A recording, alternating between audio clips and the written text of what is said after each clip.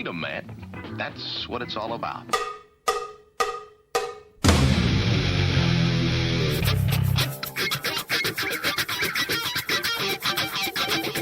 You've got to groove on freedom, like the good book says.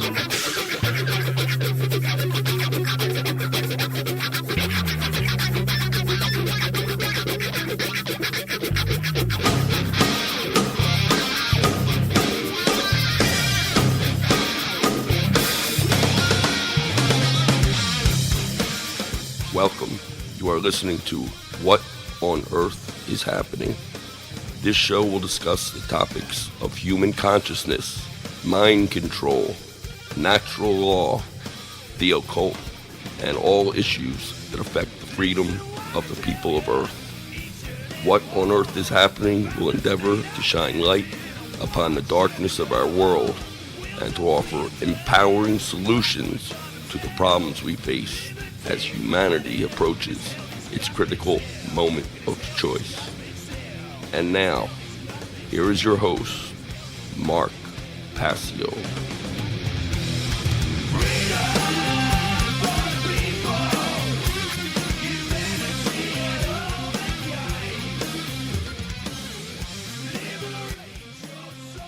Welcome, one and all. You are listening to What on Earth is Happening right here on the Oracle Broadcasting Radio Network. I'm your host, Mark Passio. This show is live here on Oracle every Sunday from 5 to 7 p.m. Eastern. That's 4 to 6 p.m. Central Time. Today is Sunday, August 7th, 2011. And we are going to begin the transition into a new phase of What on Earth is Happening here today. This is going to be kind of an interim phase of the transition from taking a look, a deep, penetrating look and analysis of the darkness of our world into solution-oriented thinking and the measures that we can take and the things that we can actually stop doing that are leading our world into darkness, and take a look at the measures that we can take to lead it into the light. So today is going to be an open lines, all open lines, call-in show. So you will make the content of this show as the listeners of this show. We could talk about anything you want. It's going to be a show to basically put our finger on the pulse of the public, so to speak. So you can talk about anything we've already discussed here on What on Earth is Happening for the last 71 weeks. This is week 72 that I've been doing this show. You could talk about things that we will be discussing in the future, solution-oriented approaches. Or you could bring up your concerns, questions, any clarifications that you might want to go over, to ask me specific things and have me clarify information on any given topic that we've already discussed. So that's what's coming up today on What on Earth is Happening. Let me give the call-in number right off the bat so people can get ready and start calling in. The call-in number for this show is 866-841-1065. Once again, the call-in number, 866-841-1065. So call in. Feel free to talk about anything you like. There are no taboo topics here on What on Earth is Happening. There never have, and there never will be. I don't censor anything that goes on this show, because that's what it's all about, is freedom of speech. Always people have called in and presented intelligent conversation and intelligent questions for discussion on this radio program. I expect it to be the same this evening as we move forward into a new phase of the program, solution-oriented.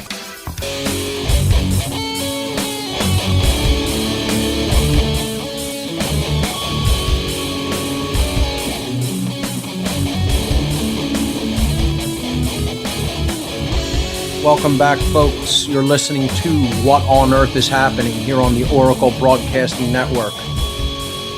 We're going to do an all-caller show today. Your calls will make the content of the show. Anything you want to talk about what we've already covered or what we are about to cover on the show. The call-in number 866-841-1065. Once again, 866-841-1065. We don't have any callers on the line yet, but I'll wait for people to start calling in, and I'll bring up a topic of discussion and how this will relate directly to what we are going to be discussing in future weeks here on What on Earth is Happening. And that is the recent raids that have taken place against sellers of raw milk and raw cheese products, the Rawsome growers and the Healthy Family Farm growers.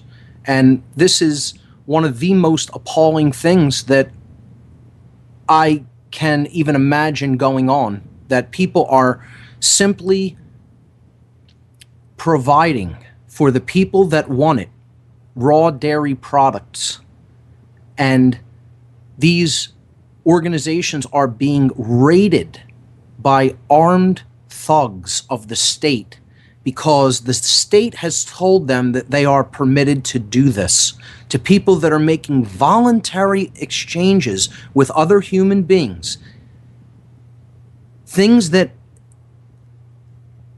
occur in nature, in the natural world. And as a matter of fact, if you look into the enzymes that are contained in raw living milk, these are extraordinarily healthy for human beings. Now, different people have different takes on using any animal products whatsoever. Whether, I have told people before on the show, I'm a strict vegetarian. I don't eat meat.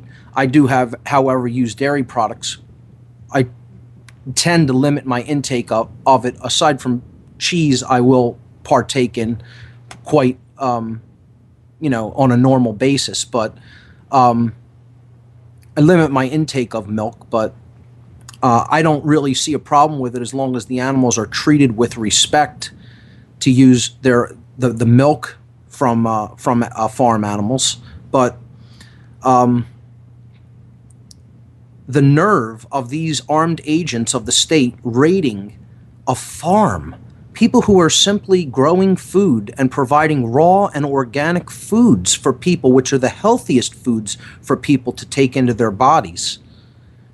And they're coming in with a SWAT team with guns drawn and closing down their establishment because they're saying that they have not been able, their owners, their bosses have not been able to determine the safety. How wonderful, how kind and loving of these individuals, that they're so concerned about the health and safety of the human family that they need to go and stop these criminals who are selling raw dairy products. How dare they? Because after all, it's these thugs in uniform with automatic weapons who keep the rest of us safe by raiding raw organic farmers, people who actually care about the ecosystem and care about human health and are trying to provide the highest nutrient density foods. The foods that grow naturally from the earth, and supplementary foods that come naturally from animals, if we care for them and treat them the right way. Unbelievable, truly unbelievable. So that's a topic that I'd like to see discussed today, and how this is a complete contravention to natural law, and how these people who are taking part in these raids, I would love to hear from one of these people who dare to do this. Unimaginable that this is what your life is, that your life is this low in consciousness, that you literally have absolutely no idea what your rights are or what other people's rights are, and you would dare to go and take someone else's natural law rights. You would attempt to usurp their rights because that's what you receive a paycheck to do. And you say, yes, sir, yes, master, let me go and do whatever it is you tell me to do with absolutely no thought as to whether it is actually my right to take part in that action. It's a disgrace, a disgrace. We have some callers. Here we go. John from San Diego, you're live on What on Earth is Happening. Hey, Mark, do you mind if I change the subject to Osama for a second? You go right ahead. Sir, I think what comes down to right now is basically a rift between people who believe in all of this stuff and all the narratives and people who don't. Yes. And yesterday's story about how the same members of SEAL Team 6 who killed Osama and threw him in the sea died, how at first that was the story, and then it changed to, no, it wasn't the same guys. What I get from that is that story was directed specifically to discredit the people who do not believe in this Osama narrative. Interesting. You see what I'm saying? That's an interesting take, yes. Because at first they were saying it's the same people. And so then guys like you and I would go to all our friends and family and say, hey, look, this is ridiculous. This story is just BS. And then a couple hours later, they, subtly change their tune, but enough to make the believers look at us who brought up that point and say, oh, they're just looking to discredit the whole thing. They are actually believers in a non-believing, you know what I mean? Right. So that's my point. Thank you. No problem. Yeah, that's another interesting psychological development, that story with SEAL Team 6 of initially putting out that members of that team were involved in the so-called Bin Laden raid. There's so many different dynamics to that psychologically. I mean, we could spend a lot of time on that, but basically, again, what you pointed out is all it ultimately comes down to is the people that believe the ridiculous narratives, the movie, as the researcher David Icke often calls it, the movie version of reality, this scripted slant on what actually is taking place in our world to just invoke more of this fake patriotic fervor and get people to worship people who are actually being used to take their natural law rights away as their heroes, as people who actually keep them safe. And I said 2 weeks ago on this show, and I strongly reiterate it, nobody in a uniform keeps me safe. Never has, does not now, never will. Adherence to natural law principles is the only thing that keeps anyone in this world, indeed in this universe, safe. Nothing else. So we'll talk about that more on the other side. Callers, please hold on the line. I'll get to your calls. We'll be right back on What on Earth is Happening.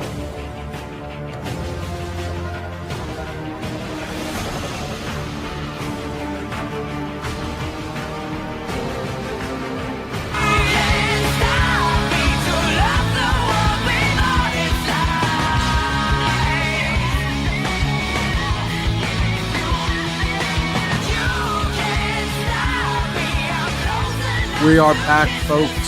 This is What on Earth is Happening. I'm your host, Mark Passio. Let's go right back to the phones. We have a couple of callers online. Here we go. Caller, you're live on What on Earth is Happening. What do you have for us here today? Is it me? Yes, you are. You're on live. Oh, hi, Mark. My name's Chad. You have a great show. I discovered it like 2 months ago, and I've listened to every show, and it's really amazing stuff. Thank you so much for all your effort. Oh, thank you. Yeah, I had a couple things. I'm actually here in Germany, and I've been to a lot of churches around, and I see that they always use the symbol of the shell that's like a sun. Yes. And I noticed exactly. you mentioned that in one of your episodes, and I did a little research into it, and I actually figured out that shell in Hebrew means belonging to or of thee. So there's a little symbolism right there. Interesting. Also, if you noticed, you did a great few episodes about 9/11. That was awesome. I don't know if you ever noticed, but the Statue of Liberty is from one perspective, directly in between the Twin Towers. Yes. Or what used to be the Twin Towers. And that was very interesting that you brought up this whole concept of the Empress tarot card, right, and the relationship. So really, it was actually there in its purest form. I'm sure that was a deliberate alignment with those buildings, where the buildings were placed, being a deliberate alignment with the Statue of Liberty for that very reason. Mm-hmm. And last thing, a lot of researchers, I just saw a video on YouTube the other day, and this pretty famous researcher was going on and on about he knows the most about the Bohemian Grove, and then he cuts to the owl, and he calls the owl Moloch. And I want to know, my research says that the owl is Minerva. And I listened to your episodes already on this, but if you could just Sure. briefly touch on it again. Why is this Minerva and not Moloch, and why is this character evil? Thank you. The connection with Bohemian Grove and the owl statue. The owl is one of the symbols of the elitists, of the dark occultists, who consider themselves predatory, interspecies predators, who can see their prey in the dark while their prey cannot see them. However, this connection to Molech comes up. Molech is a Canaanite god, and a god in of the Phoenicia Cana area of the world. Okay, it was originally a bull god. Okay, and the effigies of this bull were created. These huge, not statues, but they were basically built of flammable materials. Okay, and they were erected to look like a huge bull. And this is because the bull god is representative of the sun. This is a solar deity. The solar cult worships this ancient deity known as Molech. Okay? The rituals themselves were known as Molochs, Molochs, Molochs. Okay? If you research what a Moloch was, it was a ritual of sacrifice, and it was also a ritual about atonement for sins, or in other words, an absolution ritual. Okay? They were offering the most pure energy, the most pure blood, in the form of infants to this deity. And the rationale here was that any of the wrongdoing that this culture, who looked at the sun as deity, as the all-giving, all-pervading essence of life on Earth, which essentially it really is. If the sun weren't here, we wouldn't be able to have life on this planet. Okay, but this dark, twisted variant of this knowledge, okay, is such that we need to satiate the sun. Okay, we need to give it energy in the form of our life in order for it to keep giving us its energy, which allows us to continue to live. So occasionally, if this deity becomes displeased with our behavior because we really haven't been doing the right things, we can give it the most pure essence of life. In other words, saying, look at what we are willing to provide for you. And how they did this was they would make an area in the middle of this effigy of this god, this deity, like a burner, okay? And they would put the child inside of this area. You know, I mean, you want to kind of look at it like an oven. It could be looked at like that. The entire thing was flammable. And then they would ignite the entire thing, and it would burn up with the child inside. There's many depictions of this online. You can read about it. There's some books that talk about ritual magic in which you can read about the Molech rituals. But that is essentially where the tie to the bull and the owl come from. As this tradition progressed, the bull and owl symbolism were kind of intertwined or intermeshed. So it's basically a continuation of the same cult, this solar cult, which is still in control today. What's in control today is a solar cult. the cult that basically has all of its symbolism based in the sun. They are referred to in general as illuminated ones, okay, which they are not.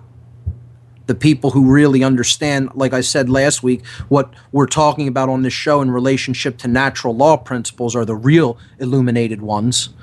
But this is also a symbol or a nod to light, okay? Because light is symbolically representative of knowledge. And they possess lots of knowledge about how things really work in this reality. They hide that or occult it from others so that they can gain a differential power advantage over them. Okay? While knowledge itself isn't power, it's a means to power. Ultimately, a means to control should an imbalanced consciousness wish to use it as such. So, as this solar cult progressed through different regions of the world and through different time periods, the symbolism, which they actually truly prefer from the even further ancient world of the owl, was intertwined with this bull symbolism.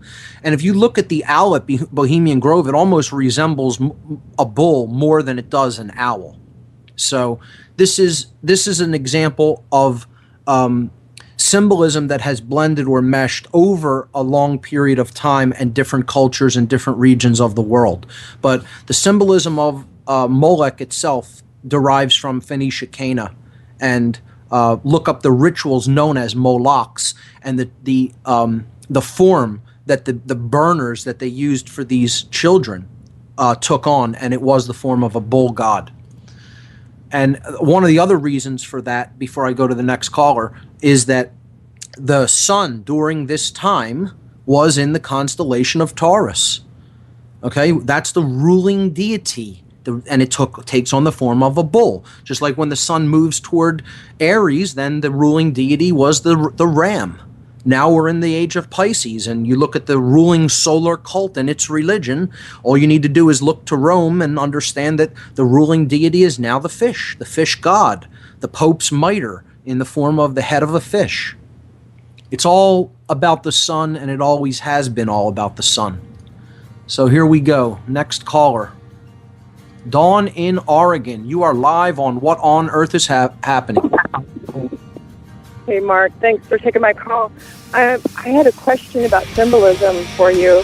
Sure. Can you hold that until the other side of the break? Just hold on, and we'll bring you up first on the other side of the break. This is What on Earth is Happening, folks. We'll be right back with Dawn from Oregon's call.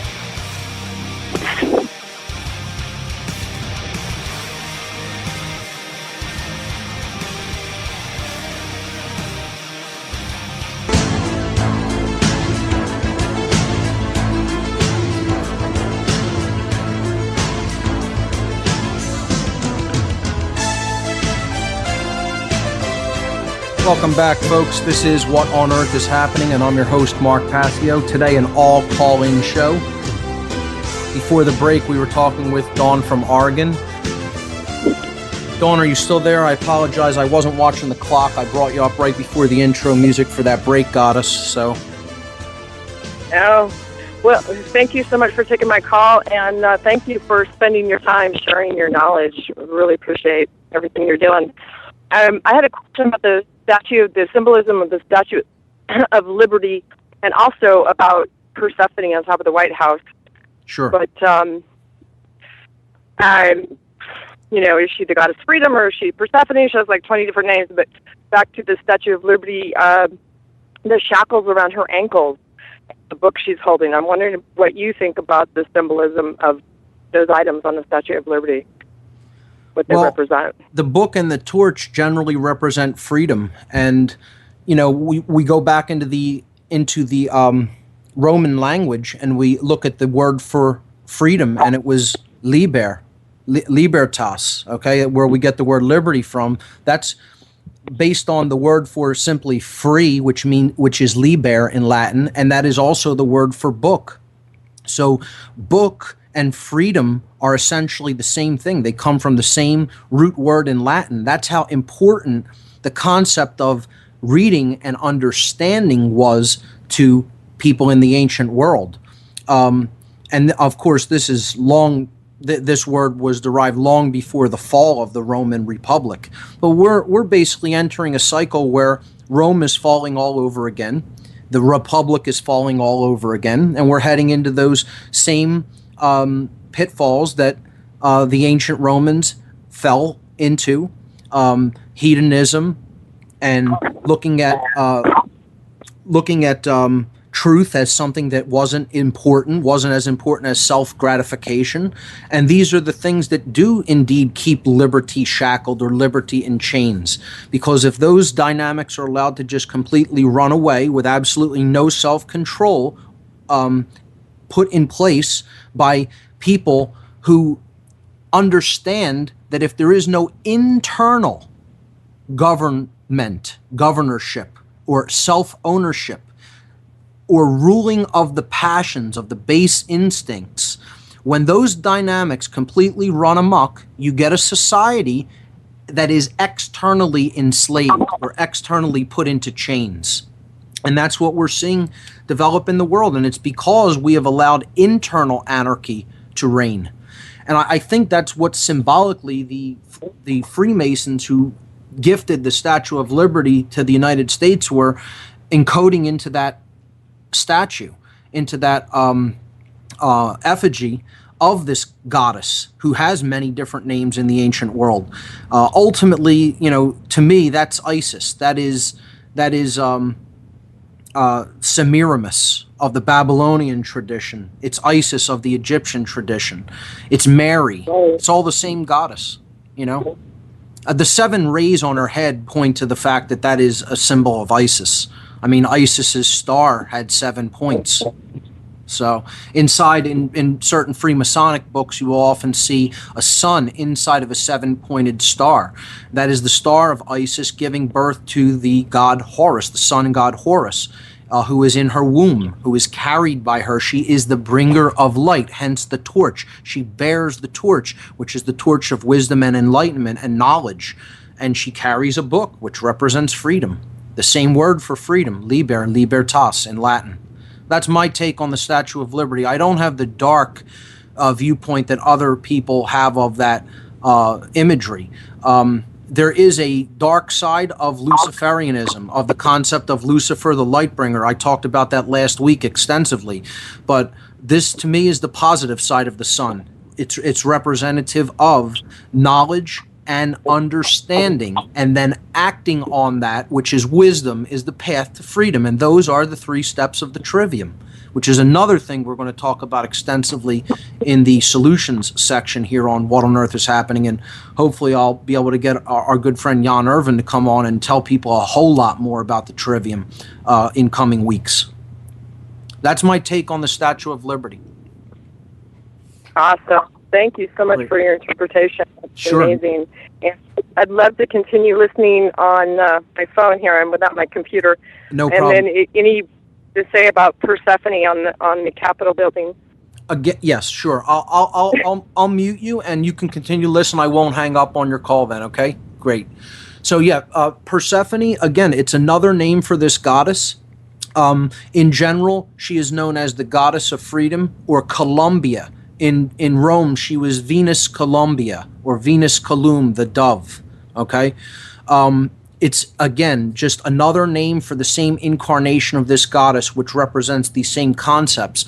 And it is placed on top of the Congress building, because Congress means a coming together, okay, a gathering. It's supposed to be the coming together of the male and the female. It's supposed to be Congress or union. That's another word for sexual union. The chemical wedding, okay, of right action with the emotional empathy that is brought to the table through having developed the emotional qualities, okay, the sacred feminine, and that would basically bring wisdom forth, or right action born of having a deep connection to the underlying emotions that are empathetic. This, however, is not at all what we see happening in Congress today. This is simply a symbol that is there to try to basically act as a remnant, or a vestigial a sign or symbol that this is what it did once mean, but they want people to think it still does mean that and equate that with the goddess Columbia or Persephone or Isis or Astarte, or you can go on and on with the names. Again, you could find 50 different names for this same goddess that represents the same conceptual idea, and you could find 50 different names for her child, the sun god, who represents the idea of right action in the world. But again, the whole idea of this being on top of the building is it's supposed to represent the concept of compassion and then joined with right action, which is what these people who are hired to do the job that they're hired to do are supposed to be doing. But do we see them doing that? Absolutely not. It's been infiltrated by people who don't have those developed emotional qualities and who are essentially psychopathic and who are on the take and who only care about how much money's going into their pocket or their coffers, and they're there to serve their own interests, not the interests of the public. So that's basically why that statue is up on top of there. I believe the original intent is a good one, but I believe, of course, those ideas we have fallen horribly from in the modern world, and it's because in general, like I said, I've said before on this show, I can come on this show, say 3 words, and say good night, folks, and there's the reason everything is the way that it is. People don't read. That's it. And by reading, I mean reading books. Reading is a pathway to freedom, but you have to also be eclectic about the information sources, and then you have to process that information. Process what you take in from varied sources and analyze it to come to whether it is truth or not, whether acting upon it would be a good thing. That's what I suggest. That's why I say don't believe me. Try to find the wisdom in my words, if there is any. And if there is, then act upon it. Understand first, though. Don't just take somebody's word for it. Just reading isn't the path to freedom. Understanding what you read. And if you understand it to be something that is good and can lead to something that is good, then you act upon it. That's the path to freedom. So, great call. Here we go. Next caller. You are live on What on Earth is Happening. What do you have for us? Hello, caller. Hello, caller. You're live on the air. Vicky? Are you asking for Vicky? Yes, Vicky, you're live. How are you? Oh, great, fine. I'm a member of the Rossum Food Co-op here in Los Angeles. Great. And that was rated, okay? And I have illness, and I have to have raw milk. Right. I can't have dairy that's not raw, so I go there. Vicky, let me say that my thoughts are with you as you're going through this difficult time, and I think it's an utter disgrace what was done to you and anybody else out there. There's a solution. I think there's let me finish. What I want to say real quick is I called Sheriff Baca's office. Mm-hmm. The secretary gave me to his assistant sergeant. I don't remember his name. And he claimed that Sheriff Baca of Los Angeles, the Sheriff of Los Angeles, did not know about it. I called to ask, why are you letting such unconstitutional activity occur in your county? And he said he didn't know it occurred. Anyway, I recommended the assistant that he read Sheriff Maxwell. Vicky, we're coming up to a break. I want to hold you through to the other side of the break. Hold on, don't go anywhere. Oh, okay. Folks, we'll be right back after these messages. You're listening to What on Earth is Happening.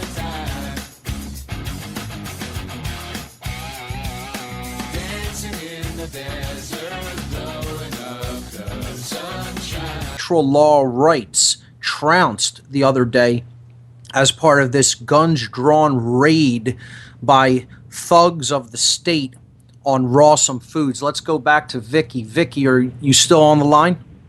Yes, I am. Okay, continue what you were saying. You were telling us about that you tried to go to your sheriff. Well, I called Sheriff Baca's office, Sheriff of Los Angeles, to find out why the heck he would let such unconstitutional activity occur in his county. And I talked to his assistant. The secretary gave me to his assistant, who was a sergeant. I don't remember his name.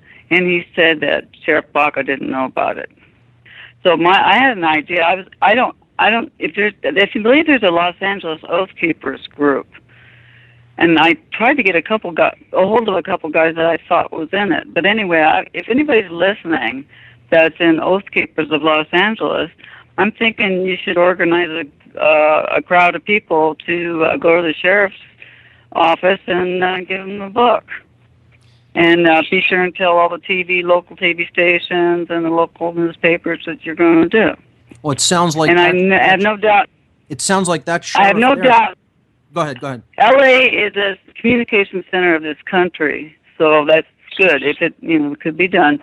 And I have no doubt that all the members of Awesome Foods, all the people that get all their food there, I bet you they'd even leave work to join it. So you'd have two groups. There's all kinds of groups in this LA area. Vicki, let me ask them all together. What is the and I will help. What is the reaction of the people of that area been to this raid? Just disgust. Good. But see, these people are so gentle. I don't know why it is, but the people that take good care of their bodies and are vegetarians, they're so sweet and gentle, you know? Right. And I'm not really, I need some warriors with me. And that's right. I think what I'll do is I'll go on my computer and find LA Oath Keepers, and I'll volunteer my phone number. I'll help. But I need somebody... We need the warrior spirit reaction to this, as opposed to just laying down and going along with it because the government said that that's what it is, Let me ask you, if every sheriff in this country disallowed, because they're the highest law officer, they're the highest law officer. Nobody's higher than them. No federal, no military, nobody's higher than the sheriff. If every sheriff in this country understood this stuff and implemented this stuff, we're free. It sounds like that sheriff absolutely isn't even doing his job. He's asleep at the switch. I don't know. People are operating on his territory that he doesn't even know are there. That's they were very sheepish. I called the DA also, and they were very sheepish.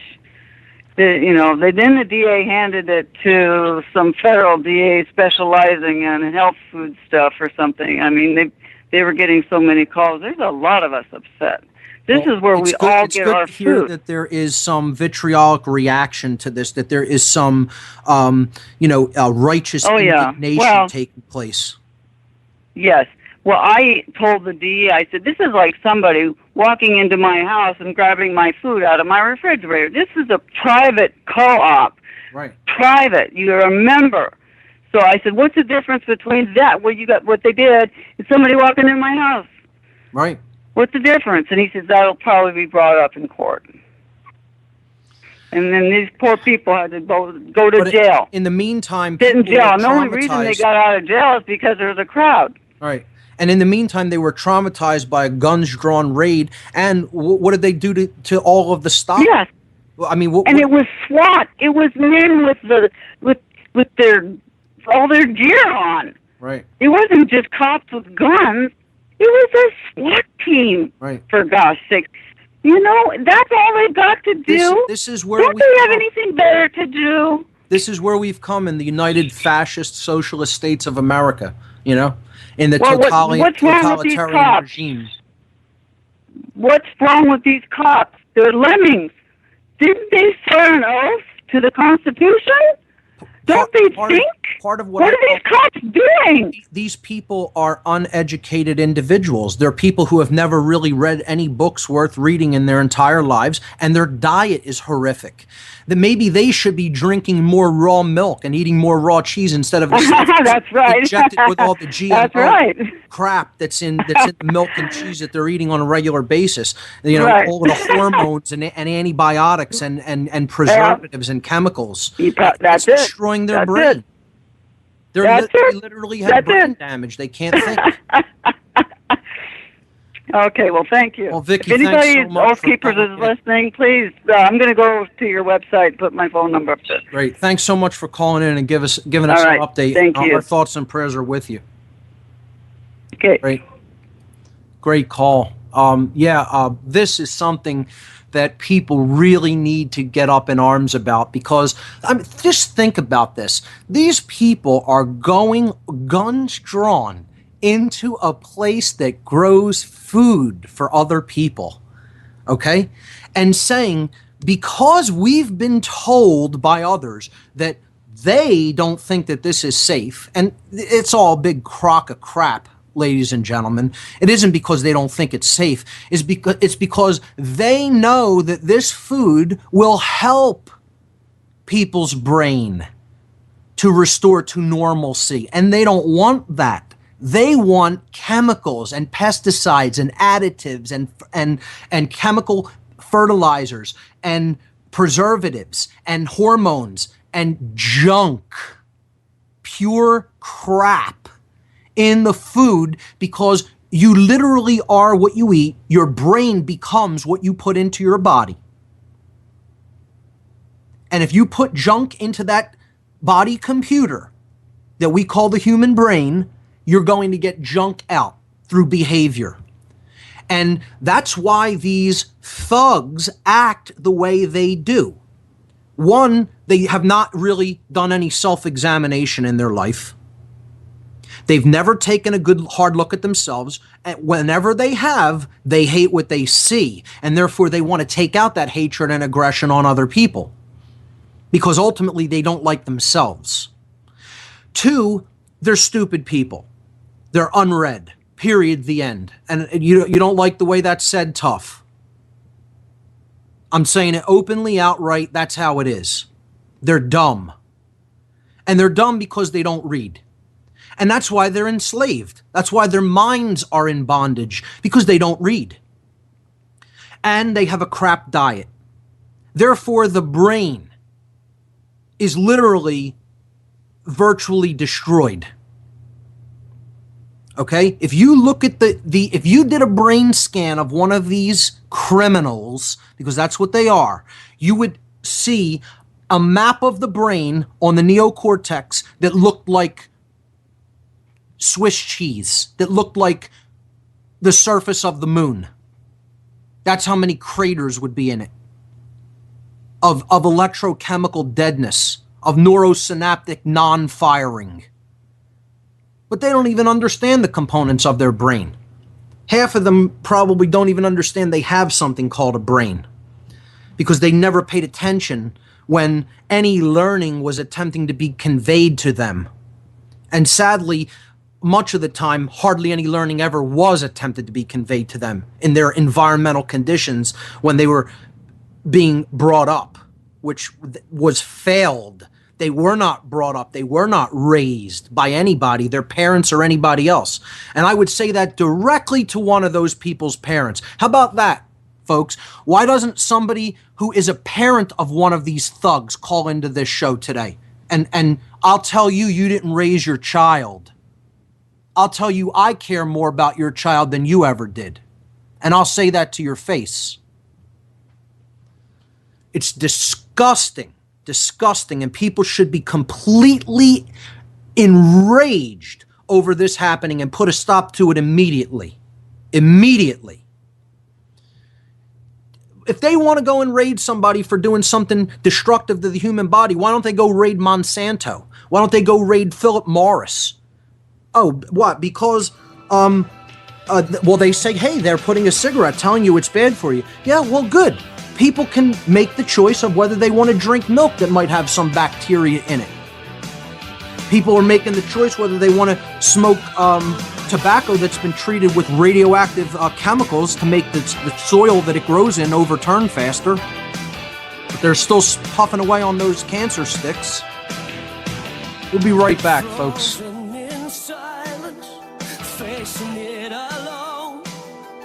Gotta keep my cool. Make them think I'm made of stone.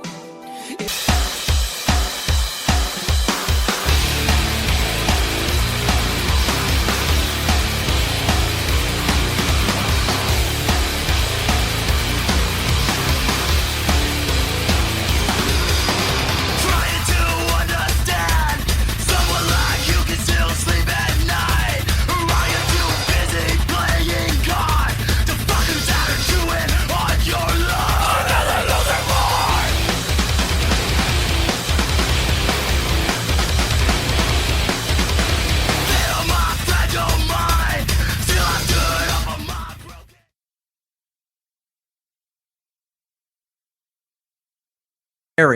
because basically their brains are devastated by the toxins that they put into their body on a daily basis and by the garbage information that they put into their mind on a daily basis. We'll be talking about how to reverse all of those things, how to bring the mind and body back to balance as we go forward in What on Earth is Happening. We'll be talking to health food experts. We'll be talking to people who know a whole lot about nutrition. We'll be talking to people who know how to determine the veracity or truth of information through methodologies like the trivium.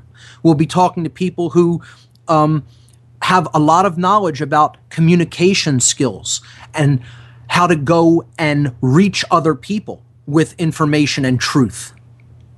So putting information out into the world in different ways, how to help to change the quality of people's attention through the right information being put out there into the field. Okay? We'll be talking about all of those things coming up in the solutions section. So let's go to some more calls. We have a couple more people holding on the line. Caller, you're live on What on Earth is Happening. What do you have for us here today? Good day, Mark. Keeper here. Hey, how are you? We can hear you fine. You're live. What do you have for us? Hello? Let's try this one more time. Oh, we lost him. Call back in. I'll bring you up first. Let's go to the next caller. Caller, you're live on What on Earth is Happening. What do you have for us today?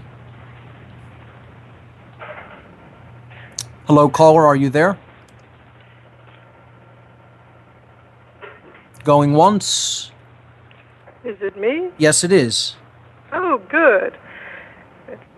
You don't get much to know if you're really on or not. I've read the Gnostic scriptures. Yes. And I've also tried to read A.E. Waite's The Holy Kabbalah, which is not an easy book to read. In fact, I think I will not be able to conquer this book. So imagine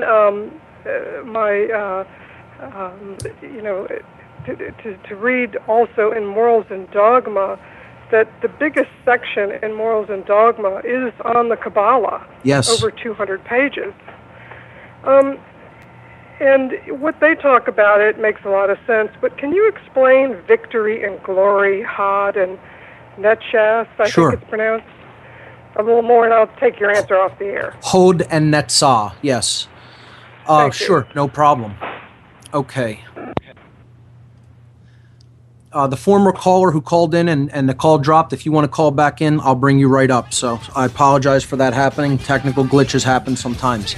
So this caller who just called to talk about the Kabbalah as the root of the Western mystery traditions and Freemasonry, of course. She had a question about the two spheres on the Tree of Life, Hod and Netzah. And I can explain those, and I'll do that on the other side of this break. This was a short segment. We'll be right back after these messages. You're listening to What on Earth is Happening.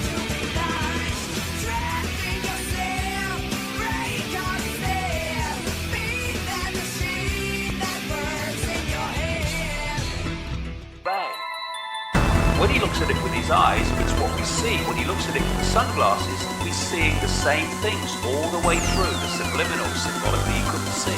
Obey, no independent thought, don't think for yourself. I wear my sunglasses at night so I can We are back, folks. This is What on Earth is Happening. I'm your host, Mark Passio. The caller on the other side of the break had a question about the Kabbalah, and also made reference to some of the difficulty in being able to get through some books on occultism, and mentioned the authors A.E. Waite as well as Albert Pike. And it is true that this could be very heady, abstract material, and there's often language barriers involved, not necessarily the English language to the English language, but to the language of the time period, because you can be talking 21st century English and using the colloquial terms that we use every day today. And this was not the way English was necessarily spoken back 150 years ago, or even at the beginning of the 20th century. There was very different ways of structuring the English language, and it was often exceedingly verbose as well, where the concepts would go on and on and on within one sentence. And it was just a different way of communicating. This is, I often hear discussed when people talk about the understanding some of the scientific literature of the day back in the late 1800s or early 1900s. And it's definitely a problem that does need to be wrestled with, struggled with through an act of will. I would say to the woman who just called, keep at it. Don't give up. Knowledge and insight will come forward through your effort of will. So with that having been said, I'll go to your question about the two specific sephira that you mentioned, known as Hod and Netzah. These are the two sephirot at the bottom of the tree of life, the two paths on the right-hand side and the left-hand side, okay? Of course, the very base of the tree of life is Malkut, which means kingdom. But if you look at the two pillars that are on the opposite sides of the middle pillar on the tree of life, the left-hand path pillar is known as the pillar of severity. And this, as I've said in former podcasts, and just to let you know, you can go back to podcasts on the Kabbalah. I believe they were in the early 40s. So I'm fairly certain they were around 42. 42, 43, 44. These are the podcasts I covered Kabbalah on. Okay, and then if you want to look at the little bit later podcasts after that, I talk about the connection of Kabbalah to the tarot tradition, tarot cards. And Kabbalah is the root of the Western mystery traditions, and specifically it is the root of Freemasonry, which is why there would be no surprise that Albert Pike would dedicate so much of his book, his famous book, Morals and Dogma, to the Kabbalistic tradition. To go specifically to your question, the sphere Hod is at the root of the path known as the path of severity, the left-hand path pillar. And this is the sphere known as splendor, okay? This emanation, okay, this sephira represents the internal qualities of will. Because the left-hand path pillar is all about, it isn't necessarily about the negative, it is about the veiled or hidden or internal qualities, those which you don't outwardly directly see or manifest outwardly. So Hod represents, again, it is on the third chakra level. If you look at the levels of the Kabbalistic tree of life as chakras within the body, as the energy wheels or vortices within the body, you have Malkut as the base chakra, Yesod as the desire or sacrum chakra, and then the third level is a dualistic chakra. There are two manifestations, an internal and an external, when you come to the solar plexus or the will chakra, okay? So Hod is the internal manifestation of will, and this is courage. Courage, it's called splendor, okay, in Hebrew. Hod, that's what it means in Hebrew. But this would be essentially the qualities of courage that the individual carries with them. All right? The propensity to look at something and not be fearful, or even beyond that, perhaps to experience the fear and then move on in spite of it. That's splendor. That is Hod. Okay? This is the base of the pillar of severity, the left-hand pillar. Okay? The pillar of mercy, or the right-hand pillar, the right-hand path, at the very base of that pillar is the sphere known as Netzah. Netzah means victory in Hebrew. And what this sphere represents is the outward manifestations of will. So this would be will itself to get things done in the world. Okay, this would be your drive to do things, to actually follow through in action on that which you have already taken an internal courage with respect to. You've developed the internal courage, now you're putting it into action in the world. Okay, so this would be Netzah. That would be your drive to do things, to get things done. Okay, and this has to be bridged with Hesed, mercy, true compassion, in order to attain wisdom, or Chokmah, which is above it on the right-hand pillar. And again, we could do a whole nother show on Kabbalah, and we probably will, because this is one of the big solutions. Understanding the self is the main solution. Knowing thyself, as was directed by the oracle at Delphi. Know thyself and you will know the universe and the gods. We started this show with that statement back in episode number 1. The Western mystery traditions, the Eastern mystery traditions, the traditions out of the Middle East, they're at their core are all about self-knowledge, self-understanding, going within and knowing what we're made of. That is the ultimate solution. Self-examination, which most people don't want to do. Again, as I've said, they want to run 50,000 miles in the opposite direction from that, because often you hold a mirror up to someone and they hate the image that looks back. And that's why we're putting ourselves through this mess that we've created here.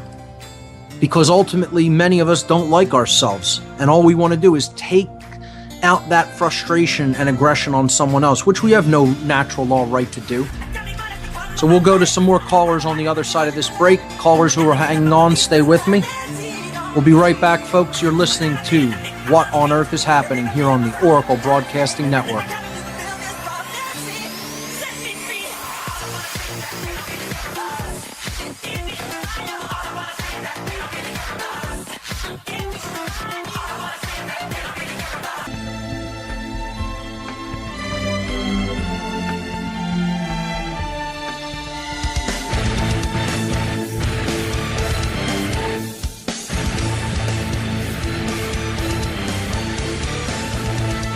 Welcome back, ladies and gentlemen. This is What on Earth is Happening, and I'm your host, Mark Passio. It's an all-call-in show today. You create this show. Anything you want to talk about is fair game. No taboo topics. The call-in number, 866-841-1065. Coming up on What on Earth is Happening, we are going to be going into a penetrating analysis of natural law. This is something that people have been actually asking for, wanting some more clarification on. We're going to be going into the principles of natural law, helping people to understand deeply what is your rights. What are your rights? What are they not? More importantly, what are not your rights? Something that these criminals who raided Healthy Family Farms and Rawsome Foods have absolutely no idea of. They don't know what their rights are. They don't know what their rights are not.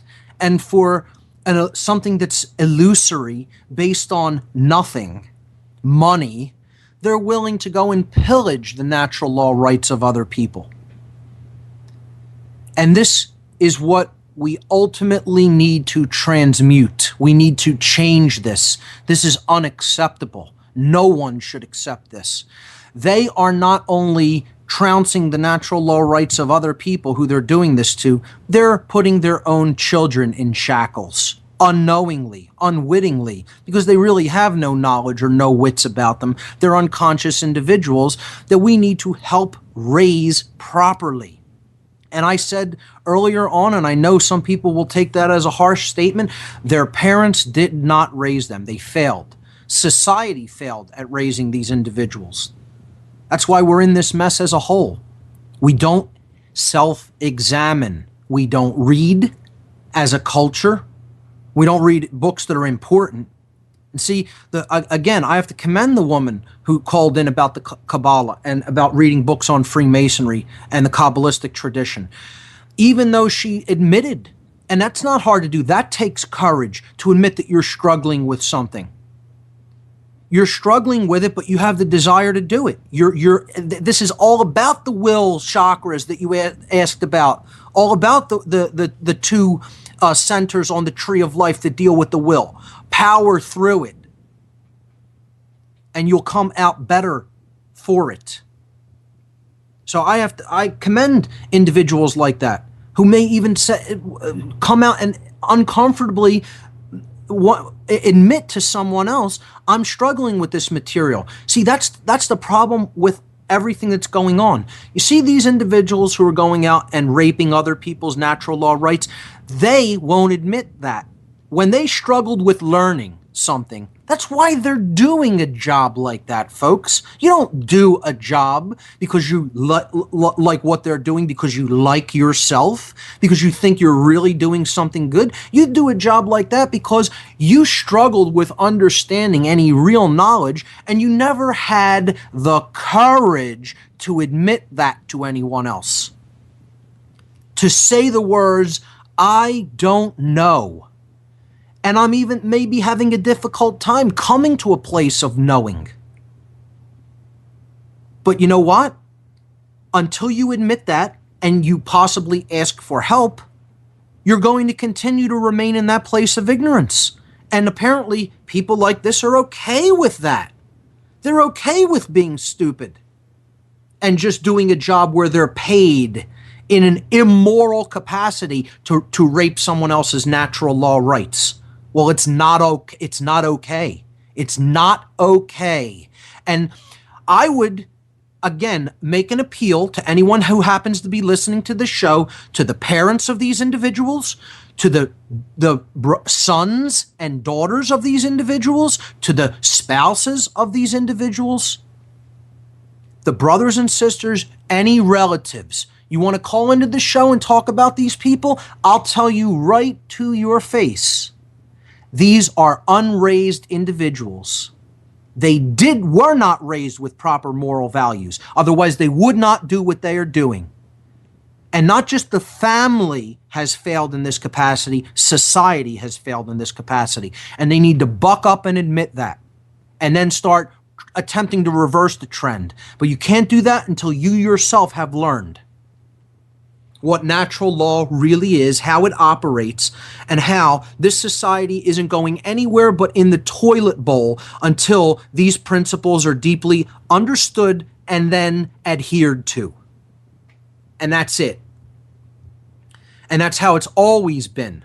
It's always been like that. Natural law has always been here with us. It has always been in effect. It is unbreakable, and it will forever be in effect. Period. The end, for all eternity, until the three-dimensional space-time continuum known as this universe exists. And I don't know how much clearer I can make that. Let's go back to the phones. Here we go. Caller, you're live. Caller, I just lost you. I'm sorry about that again. This is the second difficulty I've had. Please call back in and you'll go right to the top of the queue. I apologize for that. The other caller called in and had some difficulty as soon as I took his call, and now we just got disconnected on me attempting to take this call. So caller that was in the queue, please call in and I'll take your call immediately. That was the only caller in queue right now. So let me give the call-in numbers one more time for anyone else that wants to call in. It's 866-841-1065. Once again, 866-841-1065. A little bit of technical difficulty there, but no problem. We'll work through it. So let's continue to talk about natural law for a little bit, since I've gotten onto this topic, and I've gotten on it through the really disgusting events that have happened through this raid on these raw foods. And you know what?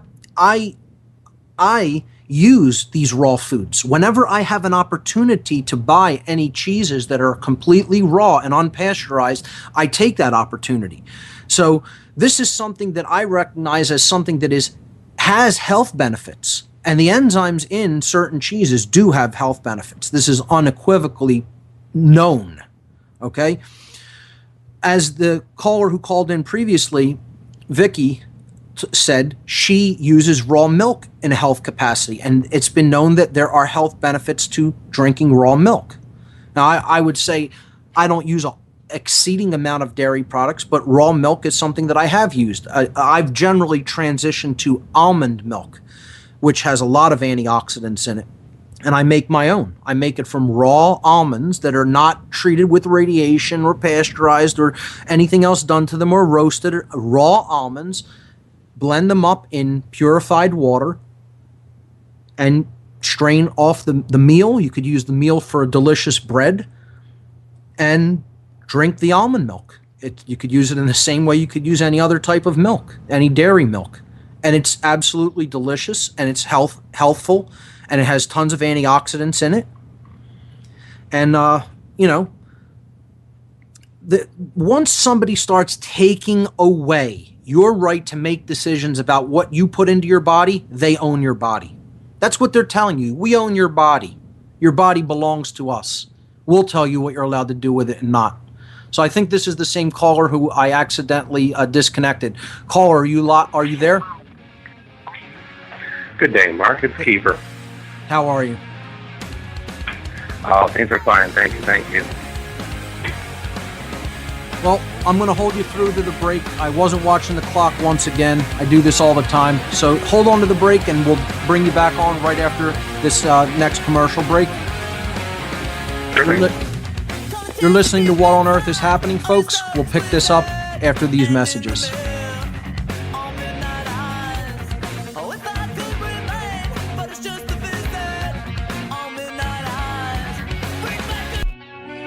I was born, a shotgun in my hands, behind the gun, I'll make my final stand, yeah, and that's why they call me. We're back, folks. This is What on Earth is Happening. I'm your host, Mark Passio. Let's go right back to the phones. Keeper, you're live on What on Earth is Happening. Thank you very much, Mark. I appreciate you, and I really appreciate this show. It has really helped to enlighten me and to illuminate me along my path, which has been going along for a long time. By having things pointed out to me, then I can actually do something about them, make a change, or decide to keep those habits and those ways of being. Sure. And as I've been listening to your show quite consistently over the past several weeks, in your previous show, in fact, you were mentioning the 10 tenets of Satanism, and I remembered you going over moral relativism and the concept of sophistry. Solipsism? Thank you. Well, solipsism, I have to stop right there. Solipsism isn't specifically one of the tenets of Satanism. As a matter of fact, it's quite interesting to note that Satanists warn other Satanists about solipsism. This is actually considered one of the sins of the satanic religion, of the satanic ideology, and there's a reason for that. Satanists want other individuals that they control to be solipsists. People who believe that there is really no such thing as truth and it's all just a matter of opinion, it's all just a matter of preference. Satanists themselves warn other dark occultists against falling into any such trap as solipsism. And they consider this a no-no. They consider this something that any self-respecting occultist, particularly an occultist on the left-hand path, would never engage or adhere to. But they use this concept, this ideology known as solipsism, to put other people off of the true path so that they can be more easily controlled. Solipsism is a tool of the Satanists, but not one of their beliefs and their tenets. So it's an important distinction to keep in mind. Well, thank you. And in fact, it is a slippery slope. And I know I went through those modalities of thought. I actually did think that way, back in the day, growing up and so forth, that I found myself like, I used to be like that. But sure. I changed. I saw the trap for what it is, and now I'm on my own modality, my own personal path that I'm drumming myself into existence here, and realizing that I'm marching past all these different paradigms and modalities and mental traps in order to speak the universe that I want into action. And I've been employing that and putting it into action. And even if I get the blank stares back, it's not about that person. It's about speaking the truth into the universe. That's right. That's exactly right. And that is a phenomenal insight there. And I'm really, really glad that you, in your own personal development and journey, have arrived at that point, because that is where more and more people need to come to understand it is about doing the right thing and speaking the truth and putting the truth into action for truth's sake. Not necessarily even for other people, not even necessarily for ourselves. It is for the fact that this is the right thing to do, period. And we want to align ourselves with that force, because that is the higher self. That's what it is. That is the higher power that really generates anything here that is worth being a part of, that is good or wholesome or positive or empowering. That's what it's all about. So I commend you on that, and that's just phenomenal to hear that coming out of someone else's mouth, and to know that more people are on that path and on that journey in their personal lives. So thanks for that. Well, thank you, Mark. It's been a pleasure and a really illuminating time, and I'm appreciating this. I look forward to getting back into more discussion of positive aspects of a particular thing. It's good to look at the negative to gain the understanding, right. But don't look too deeply into the abyss, because it stares back at you. Absolutely. You can't dwell on looking at it. Becoming aware of it is one thing. Dwelling in it and letting it completely shape your worldview into something darker and more sinister in your own life is definitely not a good thing. It's not where you want to go.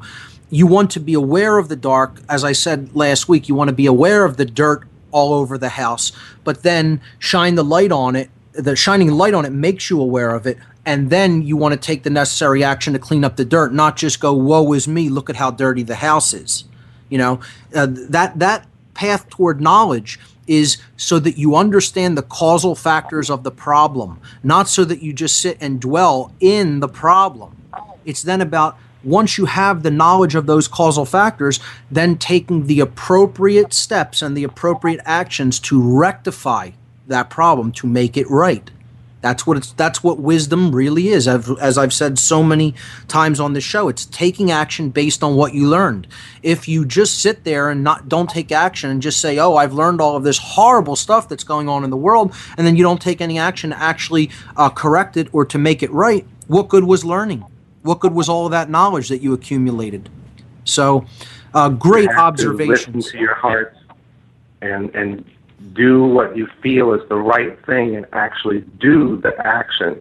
You have to follow these natural laws, and the more you follow those natural laws in your own inner sense, your own compass of what is right and what is wrong in the situations, you'll find yourself truly living the law of attraction, and the universe will start working for you. You will gain that protection that you mentioned. Yes. Shows back. And you will become a lucky person. Oh, man, things just start working out. Well, yeah, if you go with the flow instead of fighting against the flow of the universe, things start working out.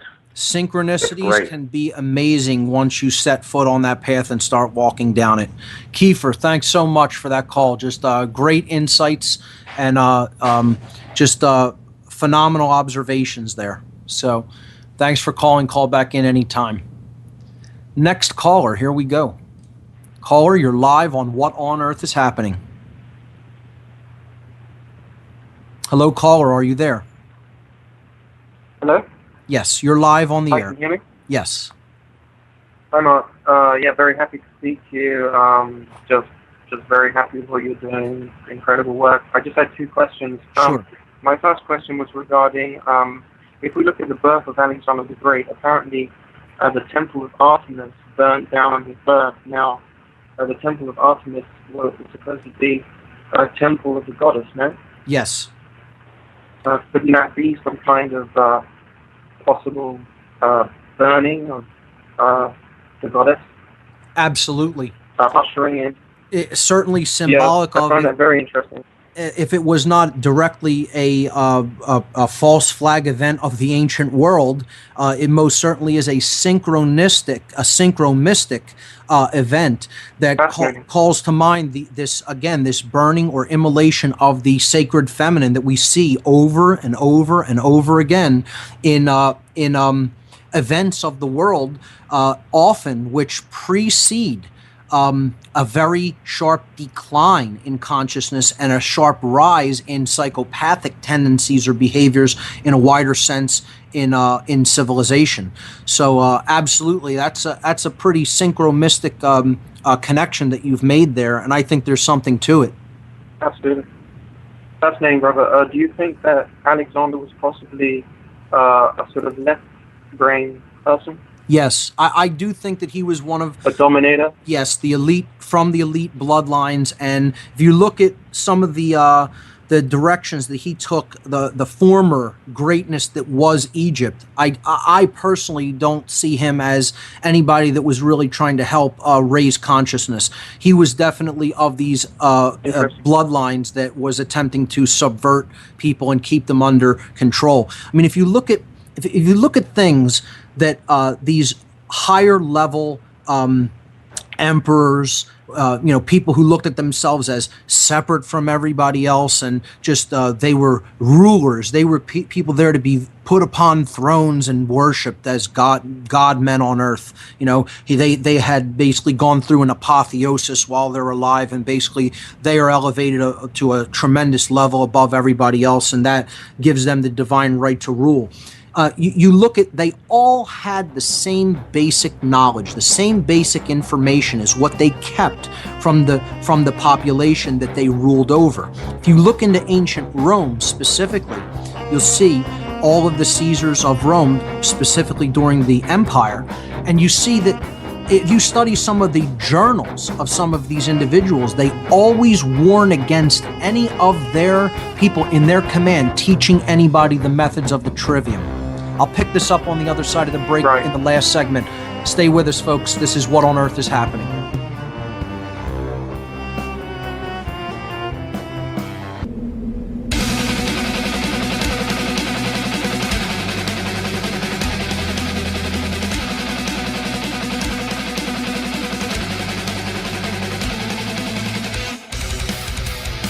Welcome back, folks. This is the last segment of this edition of What on Earth is Happening. I'm your host, Mark Passio. My website, whatonearthishappening.com. In coming weeks on the show, we're going to be getting into a penetrating analysis of natural law principles, and we're going to hammer this home because it is so critical to understand what natural law is, how it works, what the mechanics of this system that has been put in place in the universe for our benefit, what its underlying mechanics are. And we're going to look at that, and we're going to deeply explore, and we're going to give examples, and we're going to try to help people to come up to a higher level of understanding of how natural law and our adherence to it, or conversely, our completely living in disharmony with it, is directly related to the quality of the experience that we have in life and can never be separated from that. It's a cause and effect relationship. So So let's go back to the phones. Before the break, we had a caller on the line. I'm going to go back to him and see if he had anything else. Caller, did you have anything else that you wanted to bring up before we went to the break? We were talking about ancient rulers, and I had mentioned that if you look into some of the writings of some of these rulers, they talk about their method for learning and how that was strictly to be held in their confidence and in the confidence of the individuals that were below them in their hierarchical system, who were helping to control the people that they considered slaves. But it was expressly forbidden to ever teach that methodology of learning to the slave class. And something like the trivium is a perfect example. The trivium was forbidden to be taught to any non-free people.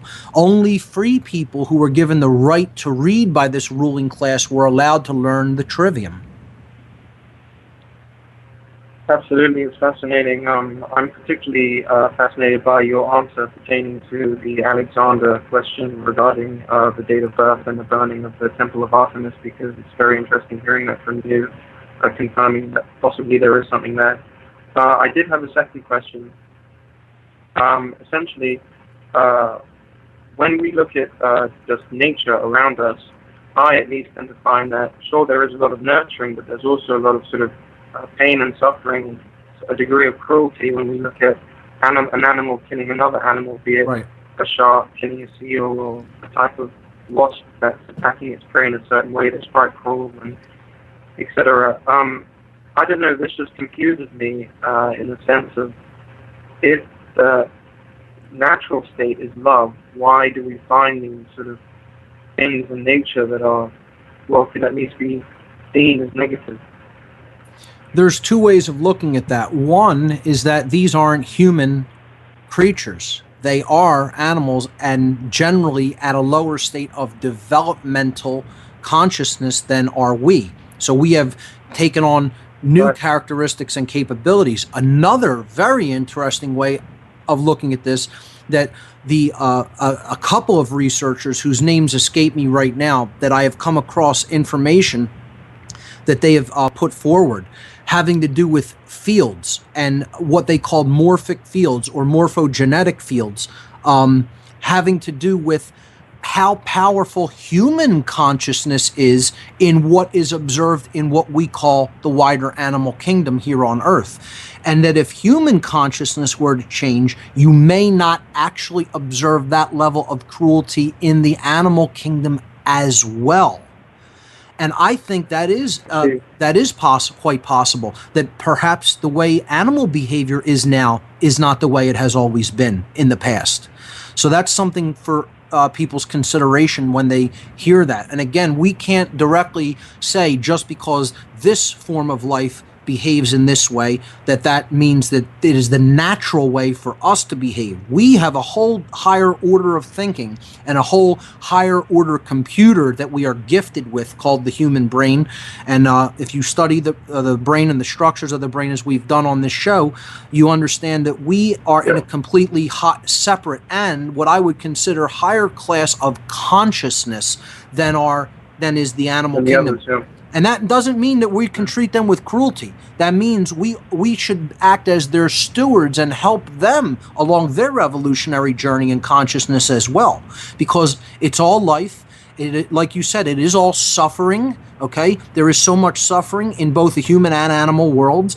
And our goal should be to help alleviate that suffering for all beings, not just even be speciesist about it and just want to help human beings. I don't want to see animals suffer either. You know, I want to alleviate suffering for all beings. That's my sort of egotistical.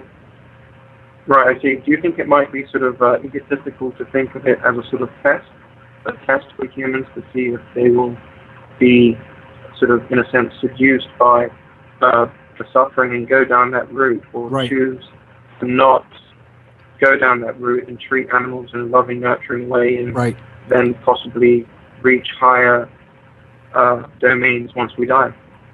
I definitely think that's true. And another thing to keep in mind is look at the level of energy, the suffering energy that we put into the world and then consume as a result of how we treat animals. Okay, and then certain people eat those animals, and they're taking all of that energy and suffering into themselves. And this bears out in human behavior, because everything is energy. And if we eat something that is low energy because of the way it was treated when it was alive, we are doing horrible things to our consciousness as a result. I tell people there's only one documentary in my collection of thousands that I will not watch again, and that is the documentary called Earthlings. Earthlings is a powerful documentary about how human beings treat animals. And I only recommend it to people with very strong constitutions, because I was devastated, practically psychologically devastated as a result of watching this. And I forced myself to watch it a second time just to hammer the point home of what human beings have actually become in relation to the natural world around them.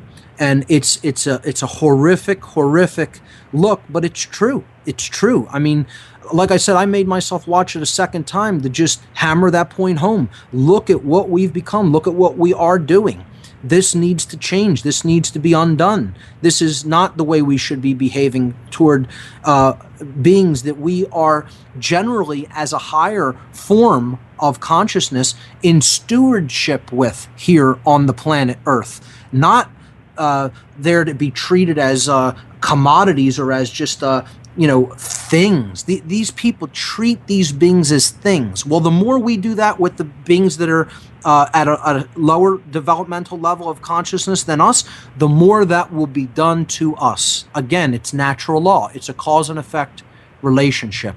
So I want to thank you for your great points. I have a couple other calls I'm going to try to get to before the end of the show. Great, thanks. Okay, here we go. Okay. Next caller in the queue, you're live. Dylan from Kansas. You're live on What on Earth is Happening. Hi, Mark. I don't want to waste your time. I'll let you get to the other callers. I just had a question. We talk a lot about the elites and history of other people, and I'm curious if we're looking for information about ourselves and our own heritage. Can you give me a couple places to maybe seek some of that information? Thanks a lot. Great show. Well, one of the things I would encourage you to do, if you really want to go down deep into that rabbit hole, is to attempt to look into the information about human origins in general. And you'll come across some very interesting perspectives. Of course, people will bring up the works of Zecharia Sitchin. I think that's some interesting work. I'd recommend the works of Mooney. He wrote a book called Gods of Air and Darkness. I would recommend any writings by good Freemasonic authors on the origin of humanity. I would recommend Albert Churchward. I would... there's so many that we could name. Manly P. Hall, his works. Look up human origins in general, not any specific people or race of people on the earth, but to get to the knowledge of our origins is empowerment as well, because it is all about the history of control itself. And I'll leave it right there. We'll see you next week, folks. Thanks for listening. This is What on Earth is Happening here on the Oracle Broadcasting Network. Up next, Michael Vale.